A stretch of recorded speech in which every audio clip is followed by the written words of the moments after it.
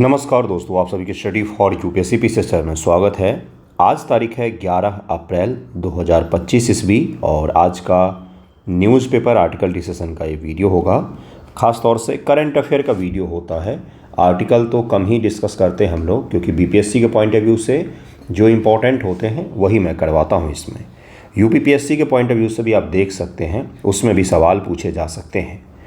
और एक अपडेट और है 71 बीपीएससी को लेकर के है कि जो न्यूज़ आ रहे हैं सामने कि ये 70 बीपीएससी से भी बड़ा हो सकता है कि ये क्या हो तो बहाली हो। और बहुत सारे सीट 1500 से ज़्यादा सीटों का अनुमान लगाया जा रहा है।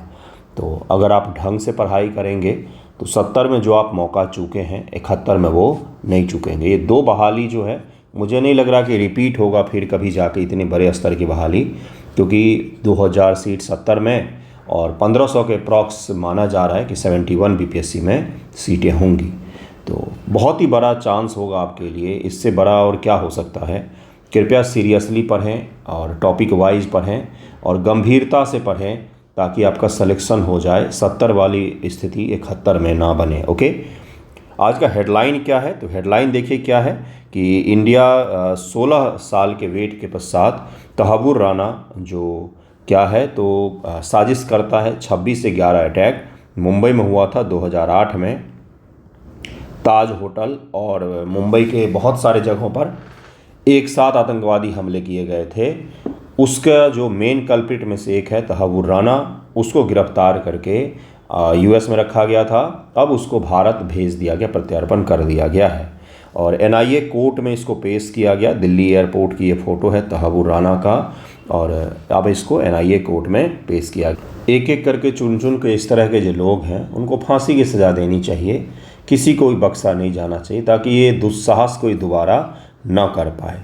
तो ये तो छोटा सा पीटी फैक्ट है गुरु, इसमें तो आपके मेंस के पॉइंट ऑफ व्यू से या प्रीलिम के पॉइंट ऑफ व्यू से कोई ख़ास फैक्ट इसमें नहीं है। आज जो हम लोग पढ़ेंगे वो शुरुआत करेंगे बिहार स्पेशल से। बिहार स्पेशल में क्या पढ़ेंगे हम लोग? बिहार में एक खेल का आयोजन हो रहा है, खेलो इंडिया यूथ गेम्स।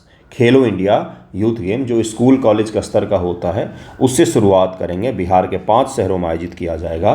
देन हम लोग और भी सारे टॉपिक को एक एक करके करेंगे जो आपके एग्ज़ाम के पॉइंट ऑफ व्यू से इम्पॉर्टेंट हैं।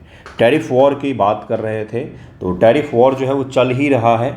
90 दिन का पॉज लगाया गया है चाइना को छोड़कर बाकी दुनिया के लिए अमेरिका के द्वारा। ये पॉज कहीं ना कहीं मजबूरी में लगाया गया है, क्योंकि अमेरिका को ये चीज़ का एहसास तो हो ही गया है कि टैरिफ वॉर से अमेरिका की इकॉनमी को भी भारी नुकसान होगा। इस कारण से पॉज लगाया गया है। आगे देखिए क्या होता है, लेकिन वर्तमान में तो ये पॉज है, 90 दिनों के लिए हॉल्ट किया गया है। उसके पश्चात हो सकता है कि फिर से लगाया जाए। देखिए आज का पहला टॉपिक कौन सा? बिहार में खेलो इंडिया गेम्स का आयोजन किया जा रहा है। 4 मई से 15 मई तक ये आयोजित होगा। 4 से 15 मई तक इसको आयोजित किया जाएगा। 2025 ईस्वी का खेलो इंडिया यूथ गेम्स, KIYG इसको कहा जाता है। बहुत इंपॉर्टेंट है आपके प्रीलियम के पॉइंट ऑफ व्यू से। कौन कौन से शहर में? तो बिहार के 5 शहर हैं, एक पटना, राजगीर, गया, भागलपुर और बेगूसराय। आप इनको मैप पर भी देख सकते हैं, सारे के सारे कहाँ हैं तो दक्षिणी बिहार में ही आपको दिखेंगे। एक उत्तर बिहार में एक बेगूसराय आपको दिखेगा। तो ये जो 5 शहर हैं इनमें आपको खेलो इंडिया यूथ गेम का आयोजन किया जा रहा है। KIYG भारत में स्कूल और कॉलेज के छात्रों के लिए एक राष्ट्रीय स्तर का बहुविषयीय खेल प्रतियोगिता है। राष्ट्रीय स्तर का है ये, देश लेवल का प्रतियोगिता होता है स्कूल और कॉलेज के लेवल का। प्रधानमंत्री ने वर्ष 2018 नई दिल्ली के इंदिरा गांधी एरिना में खेलो इंडिया स्कूल गेम्स के पहले संस्करण की शुरुआत की थी। कब किया था? तो 2018 में शुरू किया गया था। 2019 में नाम बदल के इसका खेलो इंडिया यूथ गेम कर दिया गया। पहले इसका नाम था इंदिरा गांधी एरिना में खेलो इंडिया स्कूल गेम्स इसका नाम था, लेकिन अब इसका नाम कर दिया खेलो इंडिया यूथ गेम कर दिया गया है। ये भारत सरकार की खेलो इंडिया पहल का हिस्सा है। इसका उद्देश्य खेल संस्कृति को बढ़ावा देना है और ज़मीनी स्तर पर खेल प्रतिभा की पहचान करना है। ग्राउंड से भाई स्कूल कॉलेज स्तर पर कोई अगर बहुत शानदार टैलेंट है स्पोर्ट के क्षेत्र में तो उनको हम पिक करें वहाँ से इन गेम के द्वारा और उनको फिर नेशनल लेवल फिर इंटरनेशनल लेवल के लिए हम ट्रेंड करके तैयार कर सकते हैं। ओके, अगला देखिए क्या है। ये गेम्स 2 श्रेणियों में आयोजित किए जाते हैं। 17 वर्ष से कम उम्र के स्कूली छात्र और 21 वर्ष से कम उम्र के कॉलेज के छात्रों के लिए आयोजित करवाए जाते हैं। ये आपसे पीटी में मान लीजिए स्टेटमेंट बना करके पूछा जा सकता है उम्र के बारे में, किन के लिए ये आयोजित करवाया जाता है। खेलो इंडिया यूथ गेम का छठा संस्करण 19 से 31 जनवरी 2024 तक तमिलनाडु के 4 शहरों में चेन्नई, त्रिची, मदुरई और कोयम्बटूर में आयोजित किया गया था पिछले वर्ष 2024 ईस्वी। खेलो इंडिया ऐप को भी लॉन्च किया गया है। 2019 में प्रधानमंत्री ने खेल और फिटनेस को बढ़ावा देने के लिए खेलो इंडिया ऐप लॉन्च किया था। यह ऐप लोगों के खेल आयोजन में अपडेट रहने में मदद करता है। तो ये छोटा सा टॉपिक था। अब हम लोग आज के पहले टॉपिक पर चलेंगे जो किससे जुड़ा हुआ है। तो देखिए वो टॉपिक किससे जुड़ा हुआ है, वो डीप टेक से जुड़े हुए, डीप टेक और स्टार्टअप से जुड़े हुए छोटे छोटे 2 आर्टिकल आए हुए हैं इंडियन एक्सप्रेस में। उसके मुख्य पॉइंट को हम लोग समझ लेंगे। उसके पश्चात हम ये समझेंगे कि डीप टेक जो है इसमें भारत में स्टार्टअप की क्या कंडीशन है वर्तमान में, इसको पढ़ लेंगे हम। क्यों हम ये पढ़ रहे हैं, क्योंकि पीयूष गोयल जी ने बोला था कि हमारे यहाँ पर ग्रॉसरी वाले ही सारे स्टार्टअप बन रहे हैं, अच्छे स्टार्टअप नहीं बन पा रहे हैं। उसके पश्चात से ही ये बहुत सारे आर्टिकल इस तरह के आ रहे हैं। तो आज 2 इम्पॉर्टेंट आर्टिकल मुझे लगा तो मैंने उसको करवाने के लिए आपके लिए लाया है। भारत की तकनीकी प्रगति, स्टार्टअप, पारिस्थितिकी तंत्र और आर्थिक विकास से संबंधित होगा। ये डीप टेक में क्रांति हो रहा है, जैसा इन्होंने जो आर्टिकल लिखा है उन्होंने जो बोला है कि ऐसा नहीं है कि भारत में केवल सामान लाने वाला ही स्टार्टअप है सारे के सारे, बल्कि भारत में डीप टेक स्टार्टअप भी मौजूद हैं। भारत की समृद्धि डीप टेक गहरी प्रौद्योगिकी पर निर्भर करती है, जो कि उपग्रहों से घरेलू किराने की आपूर्ति तक नवाचार प्रदान कर सकती है। इन्होंने बोला है कि भारत का भविष्य जो है, भारत की समृद्धि जो है वो डीप टेक पर ही निर्भर करती है, क्योंकि डीप टेक की मदद से आप घर में सामान लाने तक का भी काम करवा सकते हैं और सैटेलाइट भी बना सकते हैं। डीप टेक में आत्मनिर्भरता और आर्थिक वृद्धि के लिए मजबूत पारिस्थितिकी तंत्र की आवश्यकता है। इन्होंने बोला कि मंत्री महोदय ने क्रिटिसिज्म तो कर दिया कि भारत में डीप टेक वाले स्टार्टअप कम बन रहे हैं। डीप टेक का मतलब जो बच्चे नहीं समझ पा रहे हैं, मैंने पिछले वीडियो में पढ़ाया था आपको, इसलिए कहता हूँ डेली पढ़ा कीजिए ताकि आपका रिदम बना हुआ रहे। डीप टेक का तात्पर्य होता है कि ऐसे कॉम्प्लेक्स टेक्नोलॉजी जो वर्तमान के मॉडर्न वर्ल्ड में डेवलप हो रहे हैं, जैसे एआई हो गया, मशीन लर्निंग हो गया, ये सब डीप टेक में आते हैं। रोबोटिक्स हो गया, स्पेस की साइंस हो गई, ये सब क्वांटम कंप्यूटिंग हो गया, ये सब डीप टेक की चीज़ें हैं। ओके, भारत को अंतरिक्ष, रक्षा, डिजिटल तकनीकों में निवेश बढ़ाने की ज़रूरत है। कहाँ कहाँ पर, तो स्पेस में, डिफेंस में और डिजिटल तकनीकों में निवेश बढ़ाने की ज़रूरत है। अपने यहाँ पर निवेश इन चीज़ों में होता ही नहीं। अपने यहाँ के उद्योगपति पैसा ज़्यादा आ गया तो चलिए एक और हॉस्पिटल बना लेते हैं, फिर वहाँ पर जम के लूटेंगे। इस प्रकार के अपने यहाँ के उद्योगपति होते हैं। या चलो ग्रीन एनर्जी में क्या करते हैं, तो 2-4 गो पावर प्लांट स्थापित कर लेते हैं।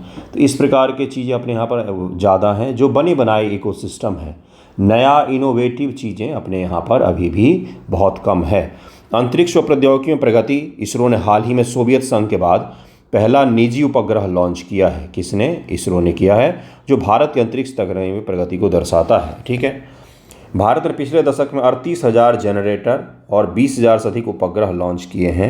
2024 में राष्ट्रीय डीप टेक नीति और नाभिकीय ऊर्जा विस्तार नीति लागू की गई है।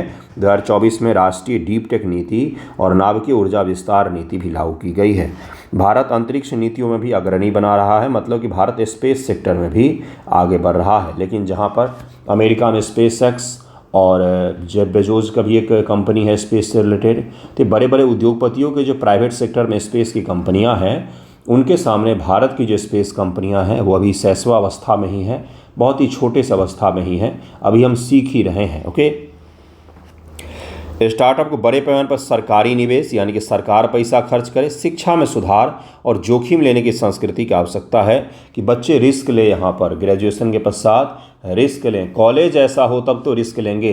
कॉलेज का काम होता है बच्चों को सेव करना, यहाँ बच्चों को सेव नहीं कर पाते हैं। कॉलेज का काम यहाँ पर बस होता है कि एडमिशन ले लो और कोचिंग में एडमिशन ले करके सरकारी जॉब कोई भी कर लो, ग्रुप सी का, ग्रुप डी का, कहीं भी बस लटक जाएं। तो ये जो लटकने की संस्कृति है ना, ये हमारे युवाओं को खराब कर रहा है कहीं ना कहीं। वो नया सोच ही नहीं पाते हैं, नए चीज़ की तरफ जा ही नहीं पाते हैं। वही बना बनाया जो पैटर्न है कि सरकारी नौकरी और उसमें नौकरी करते करते जीवन ख़त्म, वही वाली स्थिति बन के रह जाती है। इसके कारण से हमारा नुकसान होता है। शिक्षा सुधार की बात मैं आपको समझा रहा था। जोखिम लेने की संस्कृति कहाँ से आती है? जोखिम कोई गरीब आदमी क्यों नहीं उठा पाता है? जिसकी आय ही बहुत कम होगी तो उसको तो सबसे पहला मोटिव यही होता है कि कुछ भी करके आय प्राप्त करके घर को सपोर्ट किया जाए। उसमें वो कहाँ से जोखिम लेगा? जोखिम लेने वाली संस्कृति उन देशों में होती है जहाँ पर समृद्धि होती है। समृद्धि जहाँ पर नहीं होती है, पारिवारिक बैकग्राउंड अच्छा नहीं होता है, वहाँ पर जोखिम लेने की संस्कृति नहीं होती है, नहीं ले पाते। जोखिम लेने के लिए एक स्तर चाहिए होता है, शैक्षणिक स्तर भी चाहिए होता है और बैकग्राउंड भी चाहिए होता है। सरकारी निवेश तो अपने यहाँ पर बहुत ही कम है। 2024 में भारत ने वैश्विक स्टार्टअप पारिस्थितिकी तंत्र में 16 बिलियन का निवेश किया है, ऐसा भारत सरकार ने बोला है। सरकार ने 10,000 करोड़ रुपए की डीप टेक फंड की स्थापना की है, जिसमें से 100 से अधिक स्टार्टअप शामिल हैं। भारत में डीप टेक स्टार्टअप का फोकस रक्षा, अंतरिक्ष, कृत्रिम बुद्धिमत्ता पर है। भारत में डिफेंस में, स्पेस में और एआई के क्षेत्र में डीप टेक में काम हो रहा है। शिक्षा नवाचार में सुधार करना पड़ेगा, रक्षा और साइबर क्षेत्र में भी करना पड़ेगा। कुछ कंपनियां भी हैं जैसे स्काई रूट एरोस्पेस जैसी कंपनियां अंतरिक्ष और रक्षा प्रौद्योगिकी में योगदान दे रही हैं। साइबर सुरक्षा में निजी क्षेत्र की भागीदारी भी बढ़ रही है। भारत डीप टेक में वैश्विक नेता बनने की दिशा में आगे बढ़ रहा है। ये लाइन मैं सभी जगहों पर, सभी टॉपिक में लिखता तो हूँ कि भारत एआई के क्षेत्र में वैश्विक नेता बनने की ओर बढ़ रहा है, क्वांटम के क्षेत्र में वैश्विक नेता बनने की ओर बढ़ रहा है, लेकिन हकीकत इससे इतर है। हकीकत ये है कि डीप टेक में हम अभी थोड़ा सा पीछे चल रहे हैं। जहाँ पर इजराइल, चीन, यूएसए, ये सब जो देश हैं, इन्होंने डीप टेक के क्षेत्र में शानदार काम किया है। ओके, नीति निर्माण और जोखिम पूंजी, वेंचर कैपिटल की कमी को दूर करने की आवश्यकता है। अमेरिका और चीन जैसे देशों के प्रतिस्पर्धा बने रहने के लिए तकनीकी बुनियादी ढांचे को मजबूत करना पड़ेगा। टेक्नोलॉजी के लिए बेसिक जो हमारे पास इंफ्रास्ट्रक्चर है उसको मजबूत करना पड़ेगा। ठीक है, नेक्स्ट है कि भारत में डीप टेक स्टार्टअप की वर्तमान में स्थिति क्या है। वर्तमान में कितने डीप टेक में स्टार्टअप हैं और कितने काम भी कर रहे हैं, क्या काम कर रहे हैं, इसके बारे में ज़रा देखते हैं। देखिए यहाँ पर क्या है। डीप टेक में कुछ कुछ चीज़ आती हैं जैसे अंतरिक्ष, कृत्रिम बुद्धिमत्ता, रक्षा, जैव प्रौद्योगिकी, अर्धचालक, quantum computing, super computing, AI computing, robotics, ये सब डीप टेक में आप नाम दे सकते हैं।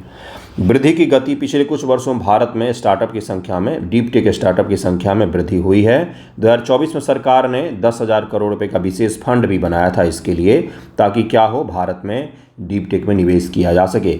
16 बिलियन का निवेश भी किया गया है। अंतर्राष्ट्रीय सहयोग भी है। भारत दुनिया के देशों के साथ भी सहयोग स्थापित कर रहा है, ताकि तकनीकी स्तर पर अगर हमारे रिलेशन अच्छे हो जाते हैं, हमें कुछ मदद मिल जाता है, तो हम आगे अपना उसके आधार पर बिल्ड कर सकते हैं। अंतरिक्ष प्रौद्योगिकी, स्काई रूट एरोस्पेस जैसी कंपनियां अंतरिक्ष में निजी उपग्रह लॉन्च और रॉकेट प्रौद्योगिकी में अग्रणी है। इसरो के साथ सहयोग से स्टार्टअप को बढ़ावा मिला है। इसरो ने भी अपने कुछ क्षेत्रों को प्राइवेट प्लेयर्स के लिए छोड़ा है अब, कि भाई अब आप ये काम करिए, जिससे क्या होगा, अंतरिक्ष के क्षेत्र में भी नए नए स्टार्टअप आएँ। कृत्रिम बुद्धिमत्ता के क्षेत्र में भी काम हो रहा है। रक्षा के क्षेत्र में भी आत्मनिर्भर भारत पहल के तहत में हमने देश में डिफेंस प्रोडक्शन को काफ़ी इंक्रीज किया है और हम इस बार डिफेंस प्रोडक्शन को हम काफ़ी हद तक बढ़ा रहे हैं, धीरे धीरे आत्मनिर्भरता की ओर हैं। जैव प्रौद्योगिकी, अर्धचालक, बायोटेक और सेमीकंडक्टर के क्षेत्र में स्टार्टअप नवाचार ला रहे हैं और इसके लिए हमने बायो ई3 पहल भी चलाया है। बायो ई3 पहल भी चलाया है ताकि जैव प्रौद्योगिकी के क्षेत्र में हम अग्रणी बन सकें। एआई का मिशन भी अपना चल रहा है, नेशनल सुपर कंप्यूटर मिशन भी चल रहा है, क्वांटम कंप्यूटिंग मिशन भी भारत सरकार चला रही है ताकि डीप टेक के क्षेत्र में आगे बढ़ा सके। सरकारी पहल क्या है, तो राष्ट्रीय डीप टेक नीति 2024 को लाया गया है। जिनका भी मेंस एग्जामिनेशन है, एक नज़र इस पर मार लें। मैं रिवीजन वीडियो में आपको करवाऊंगा। आप 71 की ही तैयारी क्यों नहीं कर रहे हो, अगर आप रिवीजन वीडियो नहीं देख रहे हैं ना, तो सही नहीं है आपके लिए। देखिएगा उसको, बहुत मदद मिलेगा आपको पढ़ने में। इतने सारे टॉपिक मैंने करवा दिए हैं, 8 वीडियो में अप्रॉक्सीमेट ने 50 से ज़्यादा टॉपिक करवा दिए हैं। 50 से आसपास में मैंने टॉपिक करवा दिए हैं ऑलरेडी। तो अगर आप उसको देखेंगे तो बहुत बेनिफिट होगा आपका, करंट अफेयर और स्टैटिक दोनों के लिए।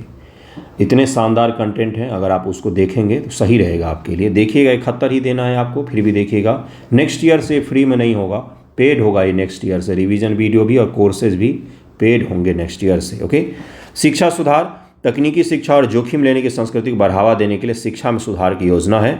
स्टार्टअप पारिस्थितिकी तंत्र को मजबूत किया जाएगा। इसके द्वारा फंडिंग, सरकार और निजी क्षेत्र के संयुक्त प्रयासों से स्टार्टअप को वित्तीय सहायता मिल रही है। चुनौतियां क्या है, चुनौतियां आपसे पूछी जाएगी कि भारत में डीप टेक में डेवलपमेंट को लेकर के चुनौतियां कौन सी देखी जा रही हैं। तो वित्तीय कमी है, प्रशिक्षित मानव संसाधन की कमी है, पॉलिसी के स्तर पर कई सारे बाधाएं हैं, ब्यूरोक्रेसी के कारण से धीमा हो जाता है प्रोसेस, प्रतिस्पर्धा बहुत ज़्यादा है। अमेरिका और चीन जहां पर इसमें भारी मात्रा में निवेश करके काफ़ी आगे बढ़ गए हैं, हम अभी इसमें पीछे चल रहे हैं। सफलता की कहानियाँ भी हैं। स्काई रूट के सफलता कहानी है जो काफ़ी शानदार काम कर रही है। नासा के साथ साझेदारी है, स्वदेशी नवाचार को लेकर भी हम आगे बढ़ रहे हैं। भविष्य की संभावनाएं भी हैं कि रोजगार सृजन में मदद कर सकता है। और सेकेंडरी जो सेक्टर होता है किसी भी अर्थव्यवस्था में, प्राइमरी, सेकेंडरी, टर्सरी और भी आगे बढ़ते जाते हैं सेक्टर, लेकिन मुख्य रूप से 3 होते हैं। तो सेकेंडरी सेक्टर होता है जिसको मैन्युफैक्चरिंग सेक्टर कहा जाता है, विनिर्माण का क्षेत्र कहा जाता है हिंदी में। तो विनिर्माण क्षेत्र में अगर आपको जॉब क्रिएशन करना है, जो कि सबसे ज़्यादा जॉब दे सकता है, तो विनिर्माण सेक्टर जो है वो डीप टेक के लिए बहुत शानदार होता है।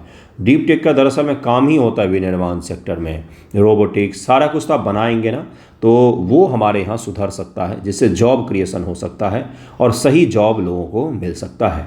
नेक्स्ट टॉपिक देखिए, सेंटर टू पे मोर फॉर पीएम पोषण स्कीम इन स्कूल। बच्चों के भोजन के लिए देखिए इसके 2 चोटी बने हुए हैं, तो बच्चों के भोजन के लिए पोषण स्कीम बनाया गया है ना। ऐसे 2 चोटी वाले बच्चों को देखते हैं तो मन करता है उनको पकड़ के ऐसे घुमा दो, है ना। तो ये पोषण स्कीम वाला है, सॉरी मैं थोड़ा सा मजाक कर दिया। पीएम पोषण योजना को जरा देखेंगे। पोषण योजना है, क्या है ये? पोषण योजना है, पोषण है, पोहन लिख दिया है, पोषण योजना है।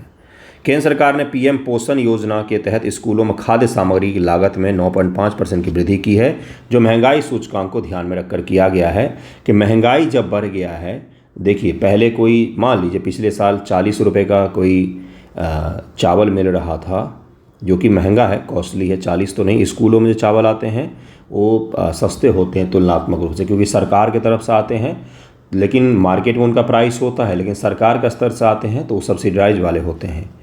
तो मान लीजिए अब इसका दाम बढ़ करके हो गया 40 रुपया, तो अब स्कूलों की भी तो फंडिंग अधिक होनी चाहिए ना। इसके कारण से प्रधानमंत्री पोषण योजना के तहत में अब फंडिंग को इंक्रीज किया गया। इस वृद्धि के कारण से, महंगाई में वृद्धि के कारण से 954 करोड़ रुपए का खर्च आएगा, जो वित्तीय वर्ष 25-26 में शिक्षा मंत्रालय द्वारा वहन किया जाएगा।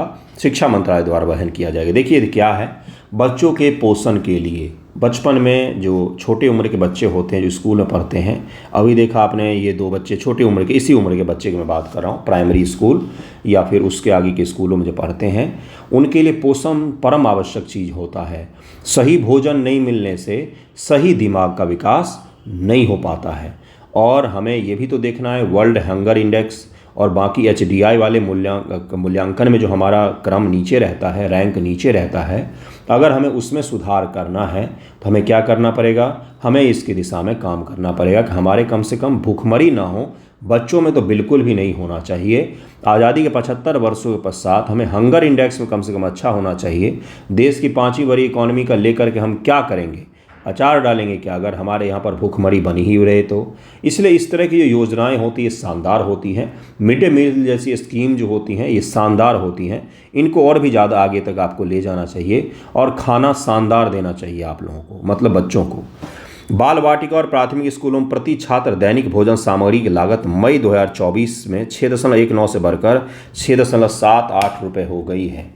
जस्ट इमेजिन कि प्राथमिक और बाल वाटिका में एक बच्चे पर एक दिन में 6 रुपया में वो खाना खिलाना चाहते हैं 2025 ईस्वी में। मेरे पिता हेडमास्टर से रिटायर हुए हैं, तो मुझे पता है कि फंडिंग कितनी आती है, कितना कम पैसा आता है, और उसमें एक्सपेक्ट करते हैं पोषण भी भरपूर मिल जाए। तो इसलिए बहुत मुश्किल होता है, अगर ईमानदारी से काम करें तभी संभव हो पाता है, और उसमें भी मुश्किल से ही काम होता है। उच्च प्राथमिक स्कूलों में यह लागत 9.29 से बढ़कर 10.17 हो जाएगी। एक बच्चे पर एक दिन में इतना रुपया खर्च करना है पोषण के लिए, कैसे होगा? उसमें गैस भी है, उसमें राशन भी इंक्लूड है, उसे बनाने वाले भी इंक्लूड हैं। ये दरें न्यूनतम अनिवार्य दरें, मैंडेटरी रेट्स हैं जिनका पालन करना आवश्यक है। राज्य और केंद्र शासित प्रदेशों की भूमिका, राज्य और केंद्र शासित प्रदेश यूटीज़ अपनी निर्धारित हिस्सेदारी से अधिक योगदान दे सकते हैं, जैसे ही कुछ यूटीज़ पहले स्तर से भी दे रहे हैं। केंद्र सरकार ने राज्यों को अपनी न्यूनतम अनिवार्य हिस्सेदारी से अधिक योगदान की स्वतंत्रता दी है कि आप क्या कर सकते हैं। आपको अगर ऐसा लग रहा है कि आपको और पैसा इस क्षेत्र में खर्चा करना चाहिए तो आप बिल्कुल कीजिए, कोई इसमें दो राय नहीं है। पोषण मानकों का प्रावधान क्या है? योजना के तहत बाल वाटिका और प्राथमिक छात्रों को 50 ग्राम दाल, 5 ग्राम तेल और 5 ग्राम नमक मिलेगा। उच्च प्राथमिक छात्रों को 30 ग्राम कर दिया गया है। आप देख ही सकते हैं आंकड़ा जो लिखा हुआ है। यह योजना पोषण समर्थन और बच्चों के समग्र विकास को बढ़ावा देगा। शारीरिक, मानसिक और शैक्षणिक विकास। शैक्षणिक कैसे? तो अपने यहाँ पर भोजन के कारण से बच्चों का जो स्कूल आने का दर है वो बढ़ जाता है, क्लास में आने का दर जो है वो बढ़ जाता है। और मिड डे मील होता है, यानी कि फर्स्ट सेशन एंड होने के बाद उनको मील दिया जाता है, उसके बाद क्लास की दूसरी पाली शुरू होती है। ठीक है। यह पोषण योजना समर्थन बच्चों के समग्र विकास को बढ़ावा देती है। खाद्य आपूर्ति और वितरण। केंद्र सरकार ने लगभग 26 लाख टन खाद्यान्न की आपूर्ति की है, जो भारतीय खाद्य निगम के माध्यम से स्कूलों तक पहुंचाया जाता है। खाद्यान्न की लागत सब्सिडी के साथ लगभग 9,000 करोड़ और परिवहन लागत में 100% की सहायता केंद्र सरकार द्वारा दी जाती है। खाद्य आपूर्ति में दाल, तेल, अन्य घटक को भी शामिल किया जाता है। बाल वाटिका और प्राथमिक कक्षाओं के लिए 12.13 और उच्च प्राथमिक के लिए 17.62 रुपया निर्धारित किया गया। बहुत सारे शिक्षक मेरे वीडियो देखते हैं, उनको पता होगा कि कितना कम पैसा आता है इन सब चीज़ों के लिए। खैर इतना तो आता है कि देखिए भोजन मिल सके उनको, और वो मिलता भी है। सभी स्कूलों पर चलता है लगभग मिड डे मील वगैरह, तो चलना भी चाहिए भाई। उसका और कैसे इम्प्रूव कर सकते हैं इसका हमें ध्यान देना चाहिए। लाभ और प्रभाव क्या है? योजना का उद्देश्य 10.36 लाख सरकारी और सरकारी सहायता प्राप्त स्कूलों में कक्षा 1 से 8 तक के छात्रों को पोषण प्रदान करना है। यही वो उम्र होती है जिसमें शरीर को अच्छे भोजन की आवश्यकता होती है। उसके पश्चात जो अच्छे भोजन की आवश्यकता पड़ती है वो है युवावस्था में। और युवावस्था में इसलिए पड़ती है क्योंकि शरीर का बहुत तेज़ी से विकास होता है युवावस्था में। इसमें मानसिक विकास होता है बच्चों का, मानसिक विकास इसी समय होता है। देन आप जो यंग होते हैं 20 से 30 के बीच में आपके शरीर का विकास बहुत तेज़ी से होता है। उस दौरान भी आपको बहुत अच्छा भोजन लेने की आवश्यकता पड़ती है। 30 के बाद आपके मसल्स कम होने लग जाते हैं, 30 के बाद आपके मसल्स कम होने लग जाते हैं, तो उसके बाद शरीर को मेंटेन करने की अधिक आवश्यकता होती है। यानी कि बचपन में दिमाग का विकास और युवावस्था में शरीर का विकास और उसके बाद मेंटेनेंस पर काम करना पड़ता है। ठीक है। यह योजना पोषण सुरक्षा, स्कूली बच्चों की भागीदारी, शिक्षा में सुधार को बढ़ावा देती है। केंद्र द्वारा दी जाने वाली योजना सामाजिक समानता, बच्चों के स्वास्थ्य में सुधार के लिए महत्वपूर्ण है। चुनौतियां और सुझाव। महंगाई के कारण खाद्य लागत वृद्धि एक निरंतर चुनौती है, जिसके लिए सरकार को नियमित समीक्षा करनी होती है। राज्यों के बीच समन्वय और खाद्य वितरण में भी दक्षता सुनिश्चित करनी होती है कि जो जा रहा है खाद्य वो उसी पर्पज़ के लिए खर्च हो, वो किसी और पर्पज़ के लिए खर्च ना हो। अब पीएम पोषण योजना को देखेंगे, प्रधानमंत्री पोषण योजना को देखेंगे, पता नहीं क्या हो गया, सब जगह पोषण को पोहन लिख दिया है। पोषण योजना है सामाजिक कल्याण योजना है, मतलब कल्याणकारी है ये, और भोजन से जुड़ा हुआ योजना है, जिसका उद्देश्य स्कूली बच्चों विशेष करके आर्थिक रूप से कमजोर वर्ग के बच्चों को पोषण मुक्त भोजन उपलब्ध करवाना, पोषण युक्त भोजन उपलब्ध करवाना है कि प्रोटीन हो, कार्बोहाइड्रेट्स हो, आयरन हो उनके भोजन में, जिससे उनके मस्तिष्क का सही विकास हो पाए, शरीर का सही विकास हो पाए उस उम्र में जिसमें उनको सबसे ज़्यादा आवश्यकता होती है। यह योजना पहले मिड डे मील योजना के नाम से जानी जाती थी, जिसे 2001 में शुरू किया गया था। हम लोगों के स्कूल में खिचड़ी बनना शुरू हुआ था। इसे 2021 में पीएम पोषण के रूप में पुनर्गठित किया गया और नीचे इसके बारे में जानकारी दिया गया है। स्कूलों में पढ़ने वाले बच्चों को पोषण युक्त बनाना, कुपोषण को, मालन्यूट्रिशन को कम करना, कुपोषण को कम करना, जैसे स्टंटिंग होती है, वेस्टिंग होती है, इन सभी को कम करना कि भाई लंबाई भी सही बढ़े और मोटापा भी ज़्यादा ना हो, फिट भी रहे बच्चा, इसको कहा जाता है पोषण युक्त। माल न्यूट्रिशन को कम करना है हमें। स्कूल बच्चों की उपस्थिति और नामांकन दर में भी सुधार करना है कि बच्चों को ऐसा ना हो कि छोटे बच्चों को उसके माँ बाप काम पर लगा दें, या अगर भोजन का एक लोभ रहेगा तो बच्चे स्कूल आएंगे, माँ बाप भी उनको स्कूल भेजेंगे, जिससे क्या होगा, कहीं ना कहीं नामांकन दर में भी सुधार आएगा और आया भी है। सामाजिक समानता को बढ़ावा देना, खासकर ग्रामीण और वंचित समुदायों के कवरेज व लाभार्थी। योजना कक्षा 1 से 8 तक के छात्रों को कवर करती है। सरकारी स्कूल, सहायता प्राप्त स्कूल कुछ विशेष श्रेणियों में पढ़ते हैं। वर्तमान में यह योजना 10.36 लाख स्कूलों में 10 से 11-12 करोड़ बच्चों तक पहुंचती है। आप संख्या इमेजिन कर सकते हैं कितना बड़ा संख्या है। खाद्य मानक आपको मैंने पहले ही ऊपर ही समझा दिया था कि एफसीआई सप्लाई करती है, और 50 ग्राम दाल, 50 ग्राम तेल, 5 ग्राम तेल, 5 ग्राम नमक के साथ पोषण युक्त भोजन होना चाहिए। केंद्र सरकार इसमें देती है पैसा और राज्य भी वहन करते हैं। केंद्र सरकार खाद्य सामग्री की लागत का बड़ा हिस्सा वहन करती है, जिसमें हाल में 9.5% की वृद्धि की गई है महंगाई के कारण से। दैनिक भोजन लागत भी है जो है वो आपको पता ही है 6.78 है और 10.17 निर्धारित की गई है। परिवहन लागत भी इसमें इंक्लूड है। परिवहन 100% और खाद्य लागत में सब्सिडी 9,000 करोड़ केंद्र सरकार द्वारा दिया जाता है, यानी पहुंचाने का काम केंद्र सरकार ही करती है और अपनी हिस्सेदारी जो आपका है उससे ज़्यादा भी आप खर्च कर सकते हैं। प्रशासन और कार्यान्वयन योजना का संचालन शिक्षा मंत्रालय के तहत में किया जाता है। शिक्षा मंत्रालय इस योजना का कार्यान्वयन करती है और निगरानी मूल्यांकन के लिए समीक्षा की जाती है ताकि गुणवत्ता और वितरण सुनिश्चित हो सके। ऐसा ना हो कि चावल लेके अपने घर ही चले गए। चावल बेच दिया जाता है कई बार। जो बच्चों के मिड डे मील के लिए आते हैं उसकी फंडिंग में बहुत बड़े स्तर पर अनियमितताएं देखी जाती है ना। स्कूल में जो शिक्षक वगैरह होंगे उनको पता होगा कि कैसे क्या होता है काम। हालांकि ये भी है कि मिड डे मील सभी जगहों पर चलता ही है, भले ये नाम मात्र का चले या सही से ना चले, चलता तो है ही। ठीक है, लाभ और प्रभाव क्या पड़ा है इसका भाई? तो कुपोषण में कमी आई है, बच्चों का बेहतर स्वास्थ्य हुआ है, स्कूलों में उपस्थिति नामांकन में वृद्धि हुई है, खासकर गरीब परिवारों के बच्चों में वृद्धि हुई है। इससे जातिगत ढांचा भी कहीं ना कहीं कमज़ोर होता है, क्योंकि खाना बनाने वाले जो हैं अक्सर वो समाज के निचले तबके से बिलोंग करते हैं। कई बार आपने सुना भी होगा न्यूज़ में कि बच्चों के पेरेंट्स आ गए कि हम इनके हाथ का बना खाना नहीं खिलाने देंगे बच्चों को। बच्चे भी सभी जात के बच्चों के साथ क्लास में अपने मित्रों के साथ बैठ कर के भोजन करते हैं। तो ये जो सामाजिक भेदभाव का है ना, ताना बाना, वो भी कमज़ोर होता है। बचपन से ही बच्चे देखते हैं सबके साथ हम भोजन कर रहे हैं तो उनके लिए कास्ट मायने नहीं रखता है। हालांकि बड़े होंगे तो समाज अपना उनको जाति सिखा ही देता है। सामाजिक समानता और लैंगिक समानता को बढ़ावा, क्योंकि लड़कियों की शिक्षा में भी योगदान दिया है। ग्रामीण क्षेत्रों में आर्थिक बोझ को कम करना, क्योंकि माता पिता को बच्चों के दिन के भोजन की चिंता नहीं करनी पड़ती है। चुनौतियां भी है, महंगाई के कारण लागत में वृद्धि, ग्रामीण क्षेत्रों में वितरण और गुणवत्ता नियंत्रण में समस्याएं आ रही है। सरकार जो गुणवत्ता तय करती है वो गुणवत्ता डिलीवर नहीं हो पा रहा है। प्रशिक्षित कर्मचारी और बुनियादी ढांचे की कमी है, बहुत कमी है। बच्चों को आप देखेंगे सड़क किनारे बैठ कर खिचड़ी खा रहे होते हैं, क्योंकि जगह ही नहीं है स्कूल के पास कि बिठा करके खिलाएं। अच्छा सा एक हॉल बनाइए हर स्कूल के पास। किसके लिए है? संसद भवन में इतना खर्च किया जा सकता है, स्कूल के नहीं किया सकता है क्या? हर स्कूल के पास में एक छोटा सा हॉल होना चाहिए जिसमें टेबल कुर्सी लगा हुआ होना चाहिए, जिस पर बैठ करके बच्चे खाएं। उनका अधिकार है भाई, वो क्यों नहीं होना चाहिए?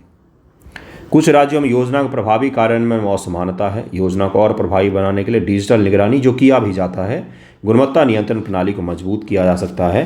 स्थानीय स्तर पर खाद्य सामग्री के उत्पादक बढ़ावा दे सकते हैं। किशोरावस्था और उच्चतर कक्षाओं तक योजना का विस्तार कर सकते हैं। ये था आज का वीडियो, यहीं पर एंड कर दे। एक और टॉपिक है आरटीआई एक्ट, जिसको मैं नेक्स्ट वीडियो में पढ़ाऊंगा आपको। अब मंडे को वीडियो आएगा, सैटरडे और संडे को वीडियो नहीं आता है, और सैटरडे संडे को मेन से रिलेटेड और गाइडेंस से रिलेटेड वीडियो आते हैं।